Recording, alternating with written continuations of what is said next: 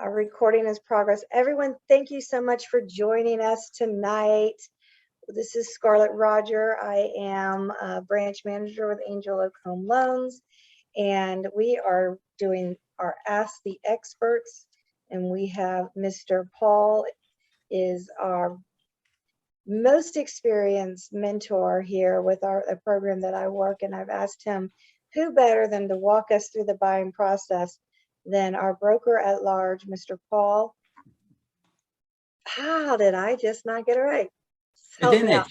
Spinach, because we're going to have spinach for dinner. Yeah, there you go. Right? Yeah. So everyone, if you would please put in the chat where you're from. So good to see you, Mr. Sam. So good to see you, Mr. Leo. I do need to speak to you, Mr. Leo. I've got to speak to you. Kevin Rogers on the call, and we have Zita from California. We have two Californians. Ms. Hampton, where are you from? I believe, did you say, no, where are you from? Chicago. Awesome. Awesome. So I'm going to start putting this on live. I'm going to come out and let Paul take over this call. He is going to talk us through the buying process, and he comes and speaks a lot for a lot of the different seminars that we have. He actually is a speaker with Angel Oak, which does a lot. He does a lot of CEUs. He's probably one of the most knowledgeable realtors that I know, and I'm blessed enough to be able to call him my friend. So Paul, thank you so much for tonight, and I'm going to let you take over from here. All right. Well, thank you, Scarlett. I appreciate it. I appreciate being here, and welcome everybody. I hope that you'll get a lot from this tonight. We're going to go ahead and review the home buying process, and hopefully you can see my screen. Scarlett, you see everything there? Oh, hold on. I'm sharing live. Can everybody see? Shoot. Hold on. Bear with me. Because I'm working off of a split screen here, so I want to make sure that you're seeing what I believe I'm sharing. Okay. Bear with me, because it is going live, and then I will be back to see the screen. Yes, I see the screen. All right, perfect, perfect. All right, so this is the home buying process. We're going to go through what I said, kind of call the 10 steps of buying a home. We'll do some comparisons as well. So there we go. So a little bit about me. I partner with my wife, Valerie Fairchild, and she's actually the better and stronger half of our partnership here. She's the one that does all the digging and research, and is fabulous at what she does. And we've been doing this a long time. We're going on 30 years between the two of us, and we're almost 2 years in doing it together. So we do a lot. We love being a part of the Heroes Housing program, and that was one of the things when we decided to go back into sales, that we needed something in order to give back to the community, some sort of niche that we can work. And when we discovered Scarlett and Kevin with Heroes Housing, it was just a no-brainer for us to jump on board and be a part of the program. And we certainly love working with the Heroes and doing what we're doing. So so tonight we're going to talk a little bit about renting versus buying. I'm going to talk about when is the best time to buy, look at the 10 steps to buying a home, and then what's your next step, and how we can help you. And then we'll end up with some Q&A at the end where you can ask the expert. Hopefully we'll have some other realtors on here too, that for any home buyers that are asking some questions. You know, I know there's people from different states. Hopefully we'll have agents on from your area that can maybe answer some questions that might be more specific to your area. So let's just think a little bit about renting versus buying. You know, when you're renting a home, you're actually, it's almost like you're paying 100% interest on a loan, right? Because everything is just going away. It really isn't going towards anything at all. Maybe you're paying off somebody else's mortgage, and you have no control over the rent, right? The rents keep going up and up and up every year. And right now it's just been several years of rents just getting out of control. Even though the cost of homes are going up and up and up, at least when you make a purchase into a home, you know, it's your home, right? It's yours. And when you're making your payments, you're actually building equity. And the benefit of buying a home is that when you're locked into a mortgage for 30 years, your principal and interest payment is going to stay the same. and unless you get like an adjustable rate mortgage, which I wouldn't recommend at this point because the rates are going up. So they're probably not gonna, we're not gonna see much dropping if at all, unless the economy really takes a tank, and then, then we've got a different ball game here. So, but there's always an advantage to buying over renting. It feels so much better to be able to have your own home. It's proven that, children do well in a situation where the parents are homeowners. And also, home ownership, the people that are homeowners are actually up to 40 times wealthier than those that are renting. So just think about that. Think about the equity that you could be building and the legacy that you can leave for your family. So there's a lot of benefits to home ownership. Number one, the happiness level, right? People tend to be a little bit happier when they're a homeowner versus a renter, maybe with the exception of when things go wrong. But even in today's market, as a renter, a lot of times when things go wrong with the home, it's your responsibility to make repairs and do certain things that the landlord's just not going to cover. So at least if it's your home, you're taking care of your home. The tax savings, okay, there's tax benefits to owning a home and being able to write off the interest payments that you're paying on your mortgage. There's appreciation, right? It's very rare that homes are not appreciating. And yes, we've had some bumps in the road over the years where the markets might go flat or sometimes they take a downturn. But overall, over the long run, homes are going to appreciate in value. You're going to be building up equity. Between the appreciation going up and the paying down of your mortgage, your equity is just going to keep building. And with rent, you're just not going to get that. And then roots, people that plant roots are actually, they tend to stay in their homes 4 times longer than those that don't put down roots. So, when you buy into a home, it should be for the long haul. You should plan to be in a home for probably at least 10 years, if not longer. And the average has been on about 7 years, but I think since COVID, I don't have the latest numbers, but I think the average is probably a little bit longer. I think a lot more people have been staying in their home, even though we've got such a big demand, right? But that's people relocating and people working from home that need a different situation.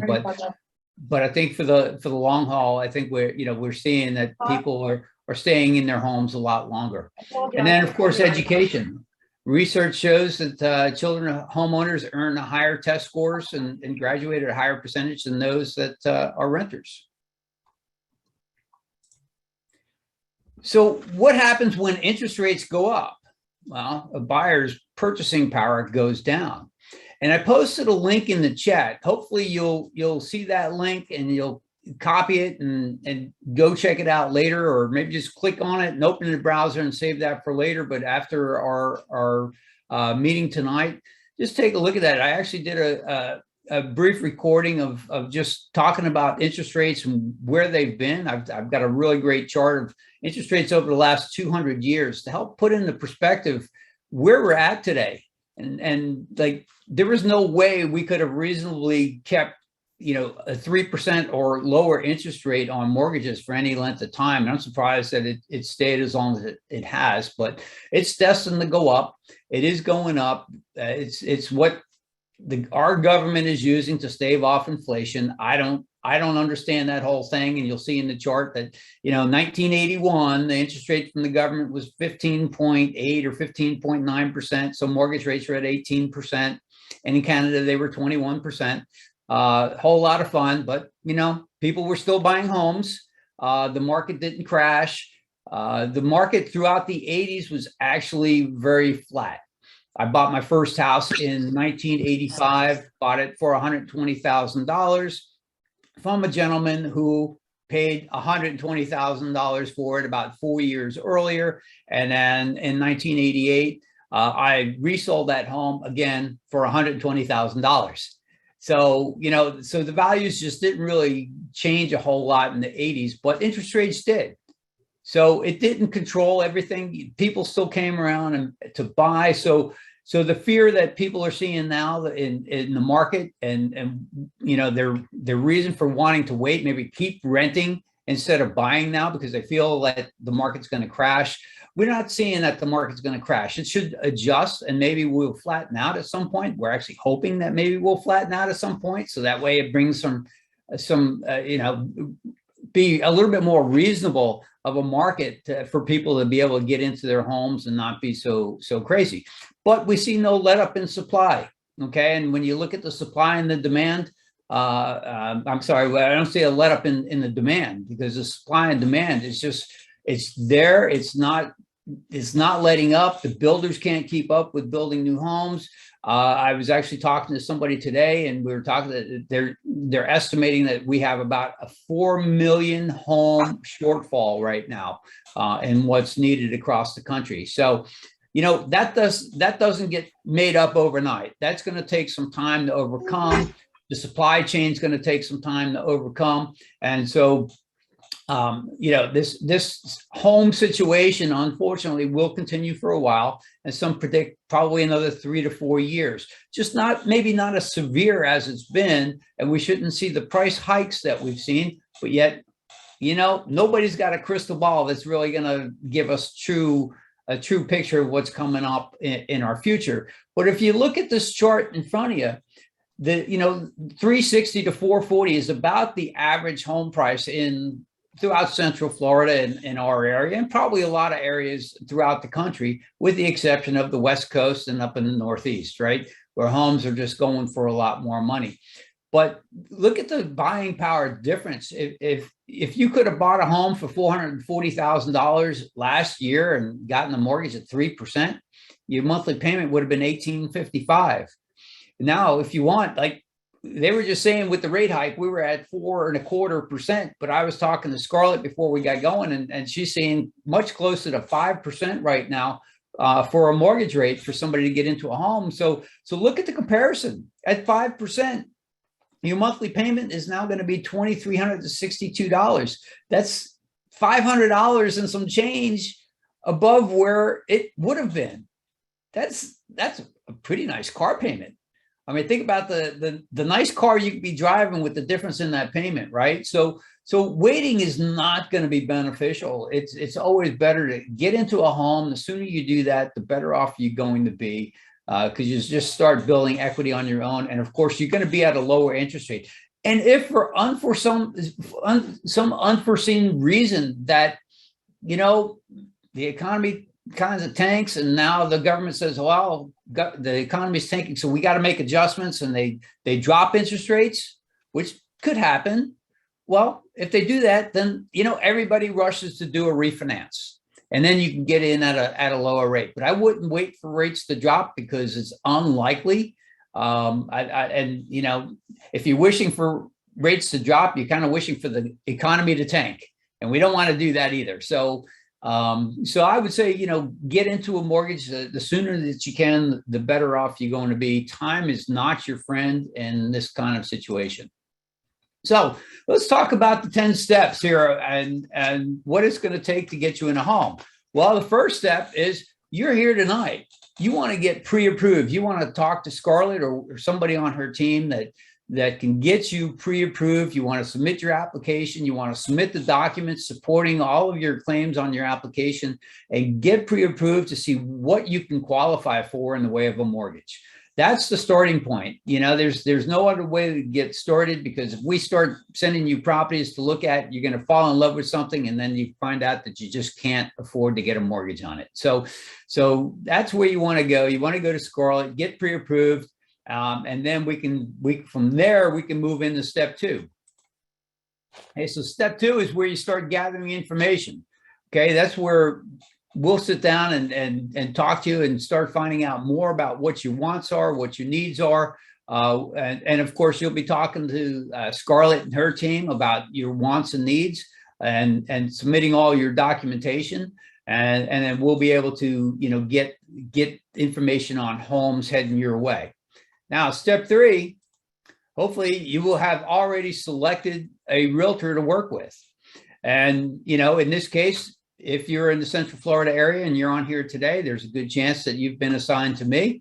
But, if you put in the chat where you're from and you're a buyer in a certain area, You might want to see if there's a realtor that's in the chat that is in your area, because that could be who you're paired up with, right, through our Heroes Housing system. So really important that you get to know who your realtor is, and that you have a really good discussion about what your wants and needs are, because the more we as realtors can get to know you and understand you, that's how we're going to help find the right home for you and get you into that home.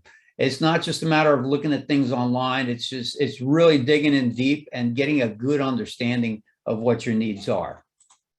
Step 4 is, well, we're going to start viewing properties, right? We're going to start sending properties your way that meet your criteria. We're going to set some appointments to go out and view some homes and do some touring around and kind of see, what you like, what you don't like.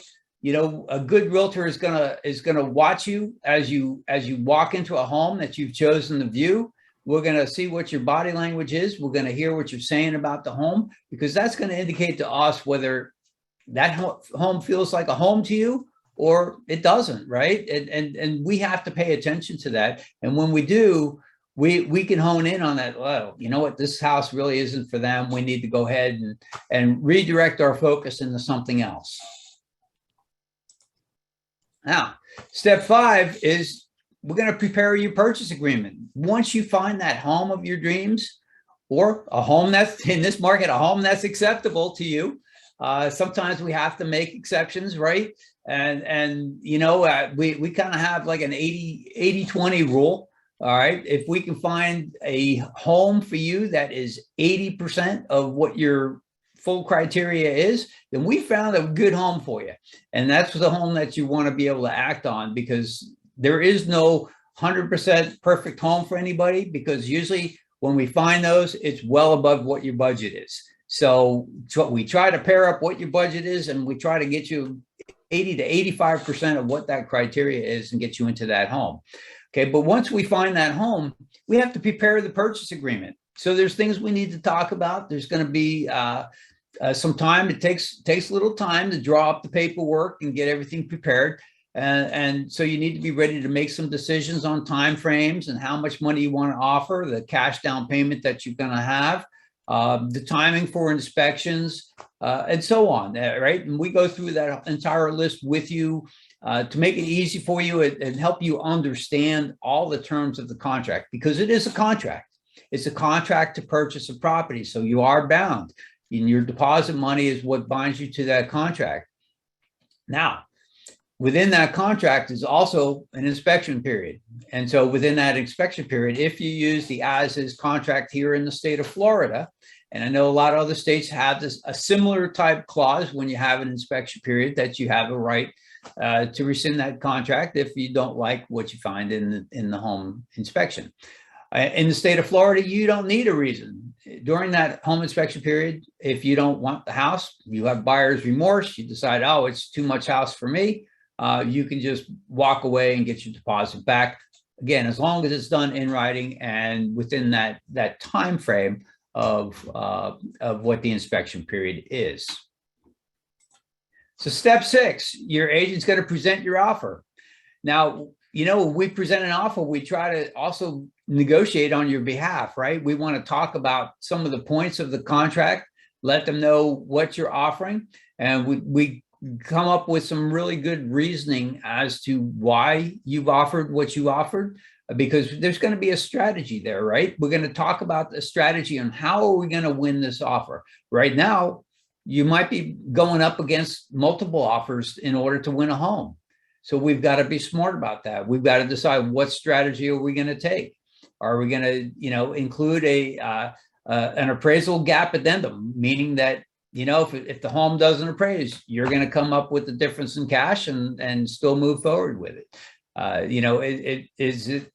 What type of financing is going to come into play too? If you can get a conventional mortgage, it's going to be a lot stronger than an FHA or a VA mortgage, which is unfortunate. I don't like when, there's agents out there telling themselves, hey, don't take a VA mortgage. And I'm like, man, it's almost discriminatory against veterans, right?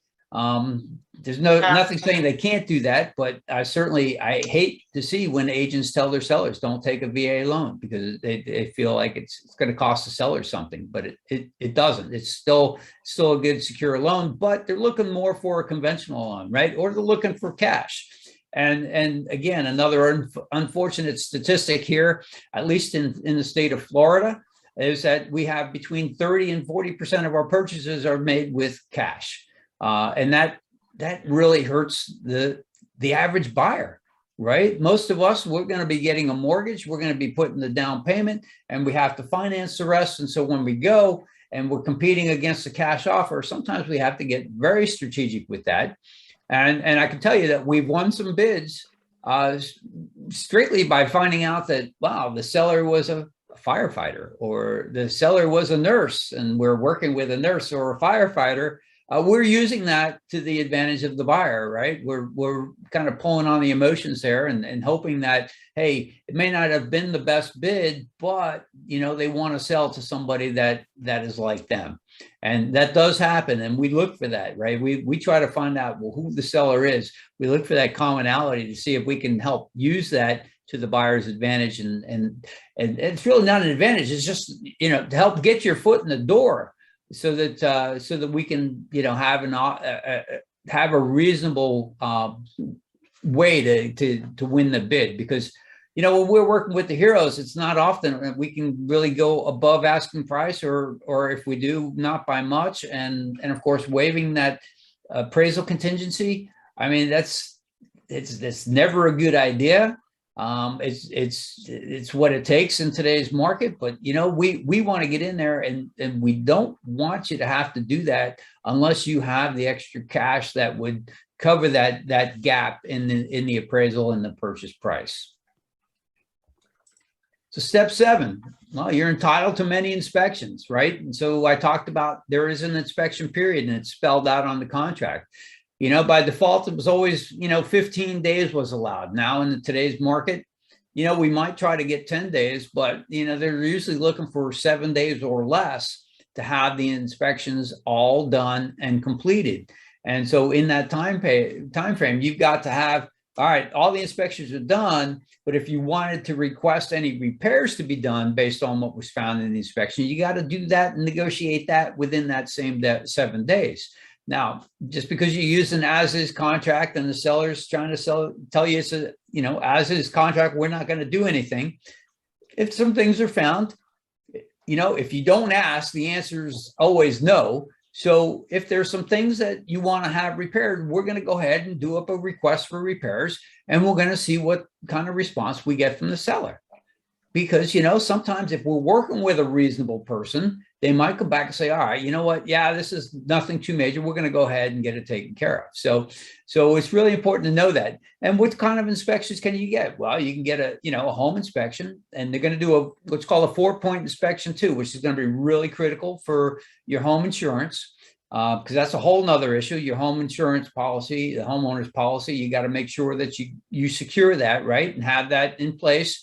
And when we get into hurricane season, you want to make sure you do that early on, because if a hurricane comes around near settlement time, they're not going to be offering you any policies. So you want to make sure that you have that done early on and secured. So, but the other inspections, if you've got a septic tank, if you got well water, you want to think about getting those inspections, right? And getting that done, because septic tank inspection requires getting the tank pumped out and then having an inspector look at it, make sure everything is in okay and doing what it's supposed to do.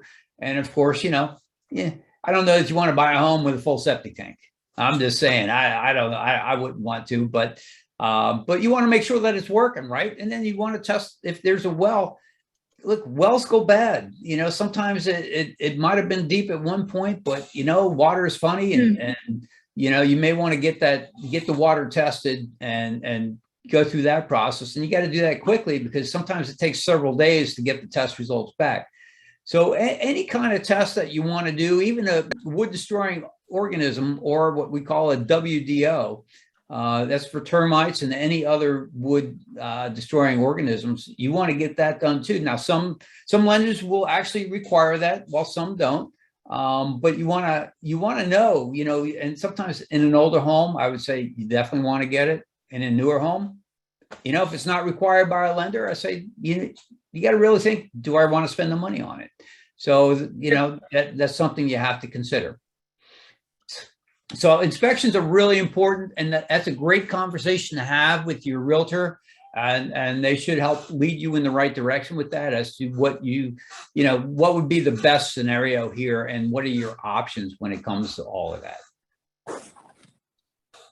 So then you're going to be reaching that point where you're going to obtain conditional approval on your mortgage, right? And by default on the contract, it might just say 30 days. And if you got a 30-day settlement, you're getting that loan approval, at settlement time.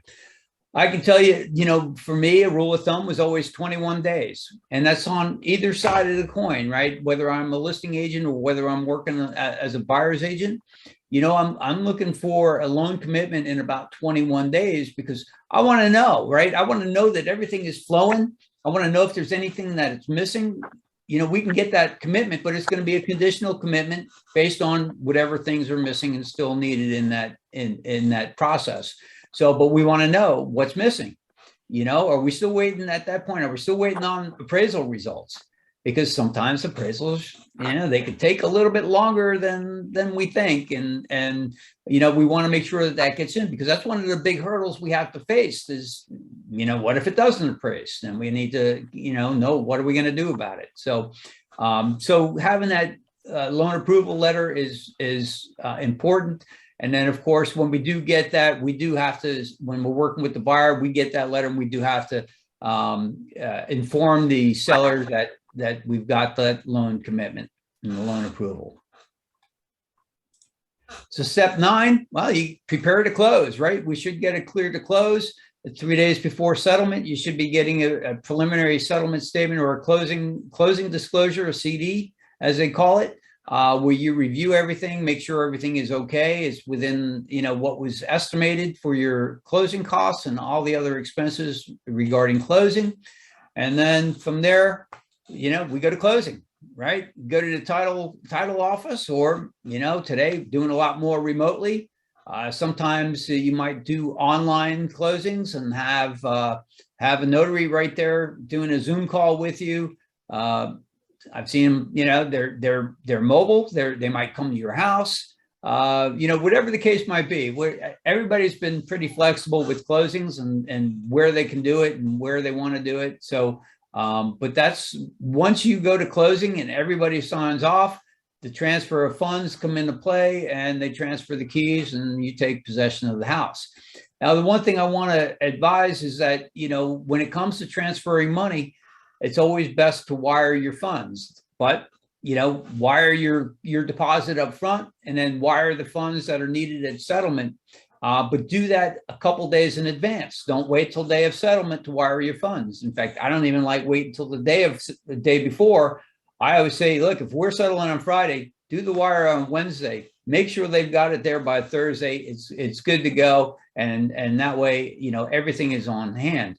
Now, so there are some title companies that are no longer doing wire transfers because of the fraudulent activity out there. So you want to check with them, and you want to always verify with them over the telephone that this is indeed the wiring instructions and where it needs to go. Because when it comes through email, that's where the scams happen, and you don't want to get caught up on wiring your funds to a fraudulent account.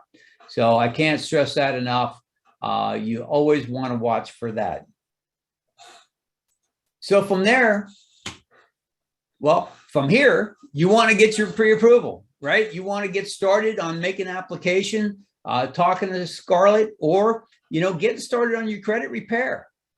I've seen some people there, they just had to do a little bit of credit repair and it got them up to that next level because, the mortgage interest rate does have a lot of bearing on what your credit score is. And the better your score, the better the interest rate.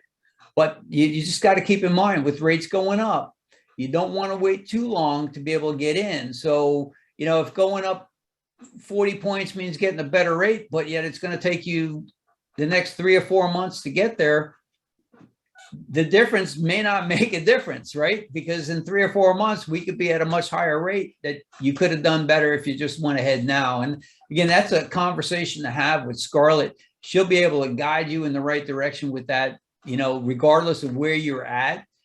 She's got the experience and knowledge to say, hey, look, let's do it this way, or let's do it that way, and be able to get you going, in the direction you need. And so for us, the next step is if you're living in Central Florida, you can take the VIP step with the VIP home team, and we're happy to help. I don't know if we have anybody on here from the Central Florida area, but if not, we certainly have other realtors on here. So hopefully, the buyers that are on here can actually talk to the agents that are here from the other offices. So I want to thank you for being here and being a part of this presentation today. I hope that it was informative to you. We also have a book, The 10 Steps of Going from Renting Your Home to Owning Your Home. Happy to send that out to you in a PDF. And Scarlett, do you still have a copy of that, or do I need to maybe drop that link? I do think I do. Hold on. Look at that. Yeah, so maybe you could even throw that in the chat for download. Yes, going from renting to owning. I was looking at that. There you go. Yeah, so I'd throw that in the chat, and they can just download it right away. And I mean, that's a good book. It's a very informative book. And again, it's just the basics. Look, there's a lot of things, a lot of variables in this business that will change. It will change from region to region, from state to state. So you want to get with somebody that's local to your market and have those conversations with them directly, because they are going to know what's best. Don't try to do this on your own. That's why we're here. We're here to help. We're in this every day. We're talking to people, we're talking to buyers, we're talking to sellers, we're talking to builders, this is what we do, right? We're in it night and day. We eat, drink, sleep this stuff. And so, we do that so that we can better help you. We've seen people try to do it on their own and just get frustrated, or just really not end up in a good place. So my contact information is on the screen. Certainly feel free to reach out to me. I answer questions, even if you're not in Central Florida and you need help, you don't have somebody to reach out to. I'm happy to at least help guide you, and between me and Scarlett, we'll find somebody that's in your area and help you get going. Awesome. Thank you so much, Paul.